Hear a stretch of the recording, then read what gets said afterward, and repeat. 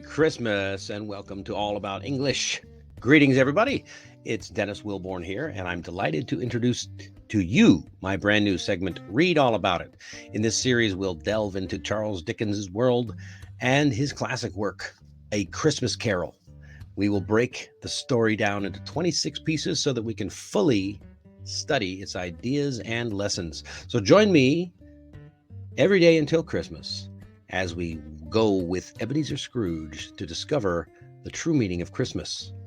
We're continuing today with Chapter 1, Marley's Ghost. In Part 8, let's see what it's all about.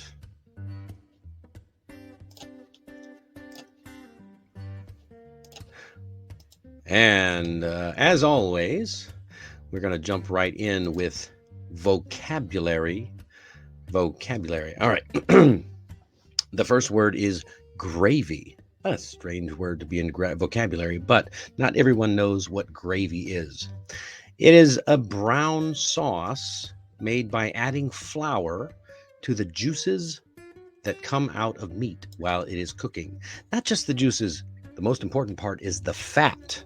That's what makes it so creamy and rich. It's good stuff. I love gravy. Next one up. Oh, sorry.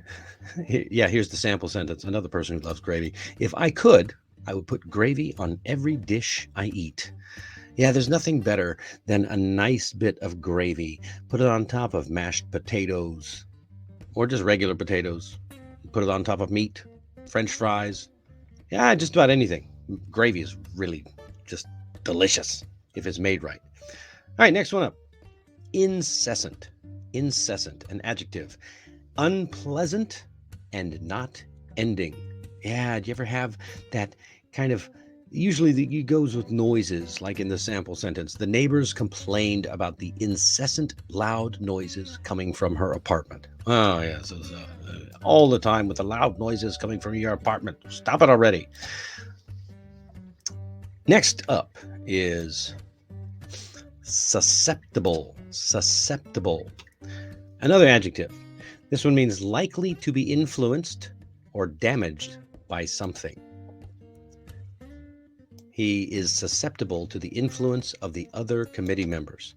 So yeah, if you're likely to be, or if someone you know is likely to be influenced by something, it means that they are susceptible. For example, children might be susceptible to picking up bad habits from their friends at school, which is a good reason to homeschool. They might be susceptible to suggestions that you may not agree with. Another good reason to homeschool. Yeah, that's damaged by something. To be influenced or damaged by something. Yeah. Next one up. Make amends. This is a great phrasal verb. To make amends. To do something for somebody in order to show that you are sorry for something wrong or unfair that you have done. So yeah, if you do something wrong and you feel bad for it, you want to pay the other person a little bit of, amends. You want to make amends with the other person to try to mend the relationship, making amends. If you can't remember the word, just remember when something is broken, you have to mend it, put it back together. She tried to make amends for coming late to work today by buying donuts for everybody. Wow. I wish he'd come to late to work more often. Bring some donuts. No, I'm kidding. No. Don't show up to work late and think that donuts are good enough to make amends. They might be, but not all of the time. And the last one here is a verb, to falter. Falter means to speak in a way that shows that you are not confident. In this particular piece, when we're the part we're reading now, falter is exactly that, to speak in a way that shows you are not confident. However, falter can also describe other things, like if something, for example, a stock, if you're watching the stock market and the stock is going up and up and up and it's pretty steady, and then suddenly it falters, it means it starts to come back. It pulls back towards some other line of resistance down below. You could have a falter while you're walking along, maybe You're walking confidently along and you see something that startles you or that makes you pause, and suddenly you're not confident anymore. You might falter in your steps. But in this case, his voice faltered when he was asked why his work performance had been declining. So again, to speak in a way that shows you are not confident. He may have been speaking confidently, and then suddenly, when they asked why his work performance was declining, his voice faltered. His confidence went down. All right, let us jump right into the next part of the story. Now, remember, we left off. You know what? Let's take a look at where we left off, just to be sure we're all on the same page. That's a good expression, right? To be on the same page and make sure. When we left off, the ghost of Marley had just walked through the walls after quite a dramatic entrance with clanking chains and bells ringing. He walked through the walls, and a very incredulous and unbelieving Scrooge says, "What do you want with me?" And they start to have a conversation. And Scrooge asks Marley if he can sit down. Marley then says, "Yes." So that is where we left off. Scrooge asks Marley to do it then. Sit down. All right.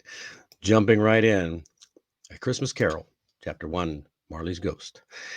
The ghost sat down on the opposite side of the fireplace, as if he were quite used to it.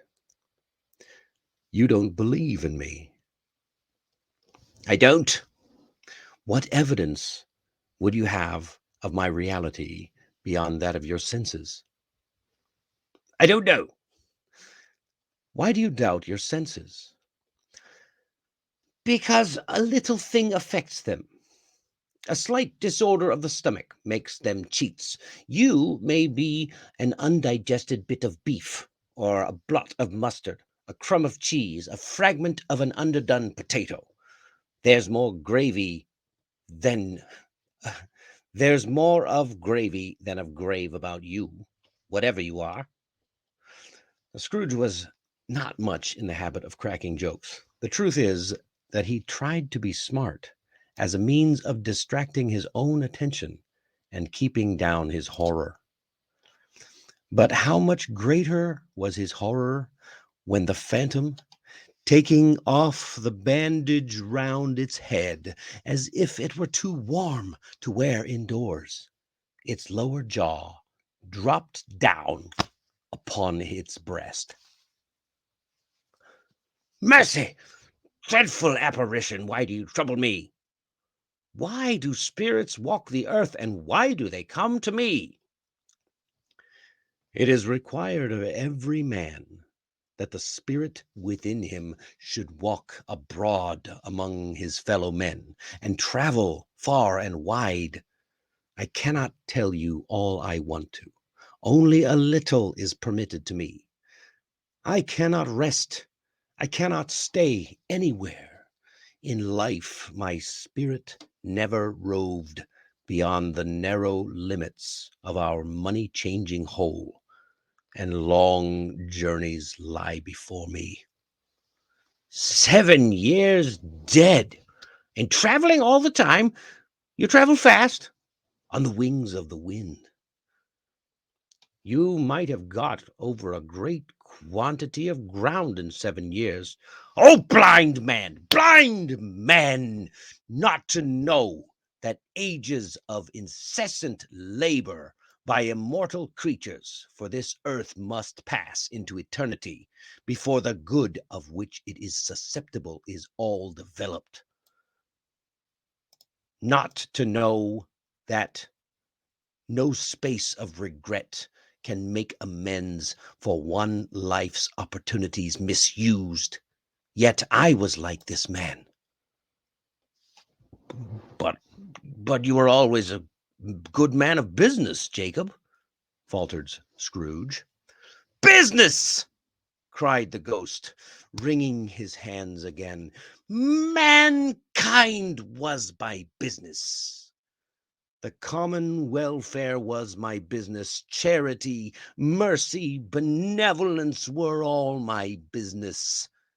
The dealings of my trade were but a drop of water in the comprehensive ocean of my business. Wow. Wow. Mankind was his business, and the dealings of my trade were but a drop of water in the ocean of my business. Wow. Wow. Okay, so what do you think about that? Why? The question, let's jump right in. Why doesn't Scrooge believe that Marley is really a ghost? Because he doesn't believe in ghosts. Yeah, that's a possibility. He doesn't believe in ghosts. But the story goes, that's right. He thinks that maybe he's seeing things because of something he ate. Yeah. Because a little thing affects them, he says. A slight disorder of the stomach makes them cheats. His senses are becoming cheats against him. He's cheating him. You, he points to Marley, may be an undigested bit of beef or a blot of mustard, a crumb of cheese, a fragment of an underdone potato, little bits of food, right, that may be undigested in his stomach. There's more of gravy than of grave about you, whatever you are. So he thinks that Marley is just a figment of his imagination caused by some undigested food instead of a ghost. But let's get serious. Why did Scrooge try to make jokes? Right. Exactly. He was making jokes because he was terrified.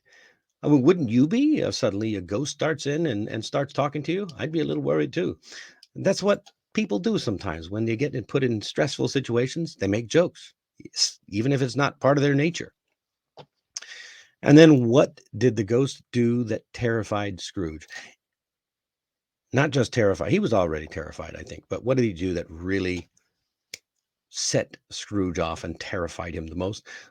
Oh, yeah, exactly. He took the bandage off his head, and the bandage which had been holding his mouth, his jaw, clamped shut. Suddenly, the jaw came down. Can you imagine in a modern horror movie the face of the jaw just hanging down?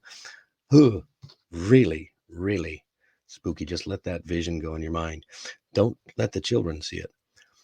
So, what has Marley's ghost been doing since he died?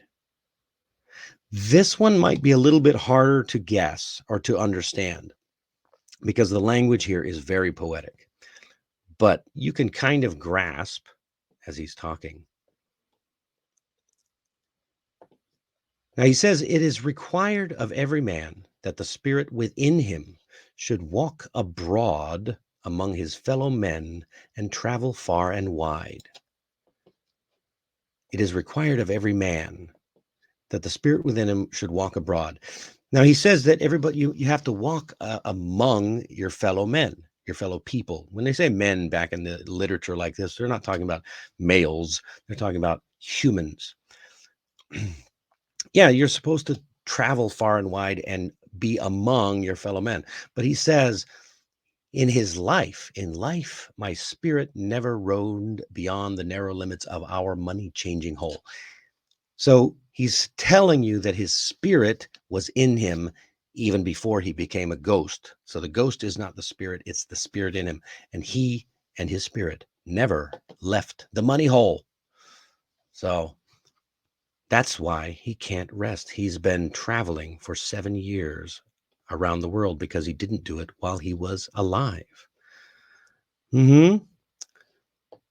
And what does the ghost say? What was the ghost's business while alive? Well, it doesn't sound like his business was making money, was it? Does it? That it doesn't at all.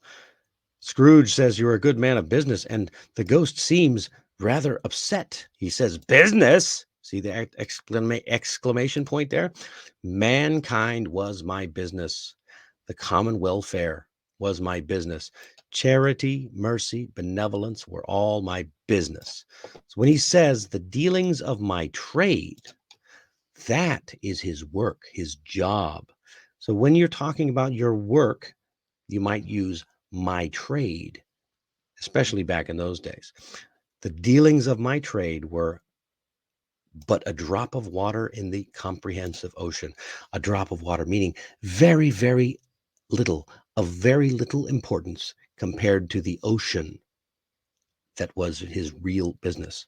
Very powerful, metaphorical, beautiful line, and a great way to end this piece, this story. Again, there's language practice for you here. There's some true or false questions here. And the discussion questions. I really like this one.